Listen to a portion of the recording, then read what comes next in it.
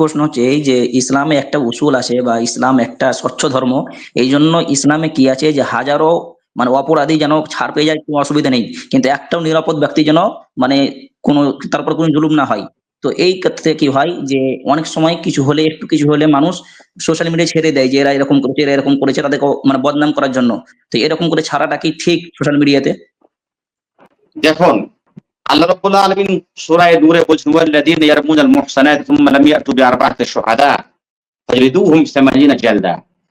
কারো উপরে অপবাদ লাগানো, কারো উপরে অপবাদ লাগানো, তহমত লাগানো, যে কাজ সে করেনি সেই কাজের অপবাদ লাগা, জেনা করেনি জেনার অপবাদ লাগা, এবং সেটাকে এডিটিং করে সোশ্যাল মিডিয়াতে ছেড়ে দেওয়া, বা তারা হয়তো রাস্তা অতিক্রম করছিল, সে ভিডিওটাকে এমন ভাবে তৈরি করলো যাতে দেখা যাচ্ছে হ্যাঁ তারা ভালোবাসা করছে আর কিছু। এটা হচ্ছে তহমত, এটা হচ্ছে ইলজাম, আর এর কড়া শাস্তি ইসলামে রয়েছে, যেটা কোনো সময়ের জন্য জায়েজ না।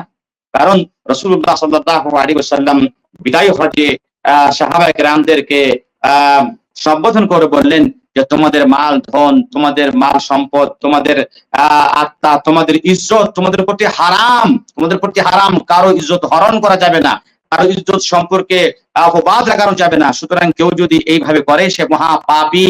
তার উচিত হবে সেই সব ভিডিওকে ডিলিট করা এবং সেখানে মুছে দেওয়া এবং আল্লাহর কাছে একনিষ্ঠতার সাথে তওবা করা, যাতে করে আল্লাহ রাব্বুল ক্ষমা করে দেয়। এবং যেই ব্যক্তির সম্পর্কে এই ভিডিও আপলোড করা হয়েছে তার কাছে গিয়ে ক্ষমা চেয়ে নেওয়া যে ভাই আমার ভুল হয়ে গেছে, ত্রুটি হয়ে গেছে, সুতরাং আপনি আমাকে ক্ষমা করেন। যতক্ষণ পর্যন্ত সে ক্ষমা না করবে ততক্ষণ পর্যন্ত ক্ষমা হবে না। তাই প্রথমত সে ভিডিও ডিলিট করবে, দ্বিতীয়ত সে তওবা করবে, দ্বিতীয় হলো যে সে তার কাছে গিয়ে ক্ষমা চেয়ে নেবে যার সম্পর্কে সে ভিডিও আপলোড করেছে, তারপরে সে আল্লাহর কাছে ক্ষমা চাইবে।